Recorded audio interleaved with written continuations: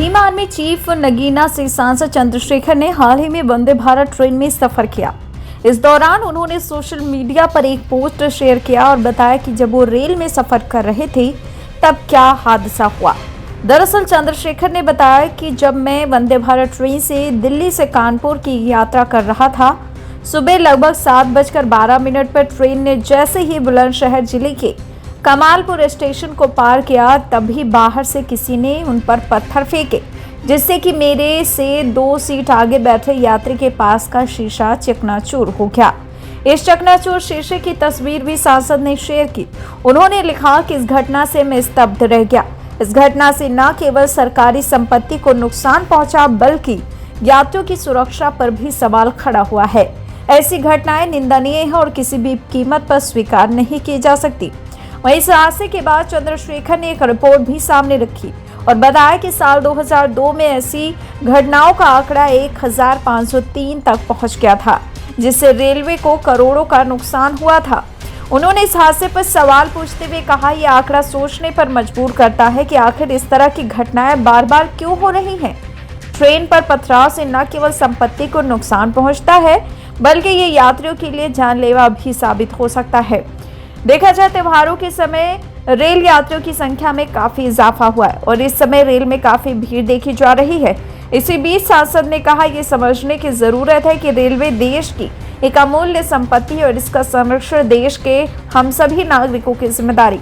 साथ ही आजाद ने अपने पोस्ट में रेल मंत्री अश्विनी वैष्णव को भी टैग किया और कहा कि इस तरह की घटनाओं को रोकने के लिए केंद्रीय मंत्री जी, रेलवे, पुलिस प्रशासन को इसको लेकर सख्त कदम उठाने चाहिए, साथ ही जागरूकता फैलानी चाहिए। वहीं साथ ही चंद्रशेखर ने इन बातों को लेकर माता पिता, अध्यापकों को भी जागरूक करने के लिए कहा। उन्होंने कहा कि हम सभी को एक जागरूक नागरिक बनना चाहिए। ये देश हमारा है और देश की संपत्ति की सुरक्षा सिर्फ सरकार की ही नहीं, बल्कि हम सब की नैतिक जिम्मेदारी है। मैं ट्रेन का सफर करके आ रहा हूँ वंदे भारत से। C3 जिस बोगी में मैं था, जैसे ट्रेन ने बुलंदशहर क्रॉस किया, किसी असामाजिक तत्व ने ट्रेन पर पत्थर फेंका, जिसमें मुझसे आगे 2-3 जो चेयर्स हैं उनके आगे वाले जो एक यात्री थे, उनका शीशा चकनाचूर हो गया। उनको चोट भी लग सकती थी। मेरी नज़र में ये जरूरी नहीं कि षड्यंत्र का हिस्सा हो, किसी को नुकसान पहुंचाना, ये लापरवाही भी हो सकती है, ये जानकारी का अभाव भी हो सकता है। मैंने ये अपील की है एक्स के माध्यम से अपनी बात रखते हुए कि सबसे पहले गांव में, घर में माँ बाप और फिर स्कूल में एक जिम्मेदार नागरिक बनाने के लिए संवैधानिक कर्तव्य, संवैधानिक अधिकार के साथ संवैधानिक कर्तव्य क्या है एक नागरिक के, उसके लिए भी हमें लोगों को तैयार करना चाहिए बचपन से ही।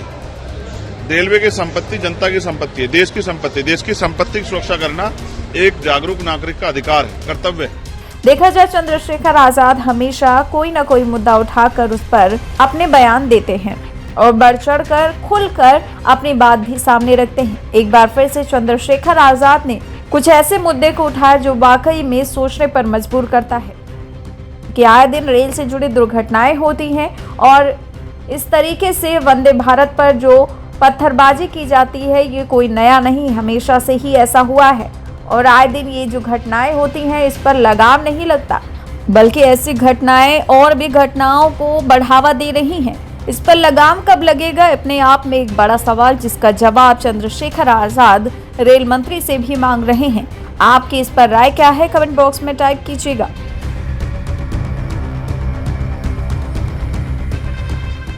ऐसी ही खबरों को सुनने और देखने के लिए सब्सक्राइब करना बिल्कुल मत भूलिएगा चैनल न्यूज़ गंगा। खबरें अच्छी लगी तो लाइक का बटन दबाना बिल्कुल मत भूलिएगा। कमेंट बॉक्स में टाइप भी कर सकते हैं और हाँ, शेयर करना भी बिल्कुल मत भूलिएगा।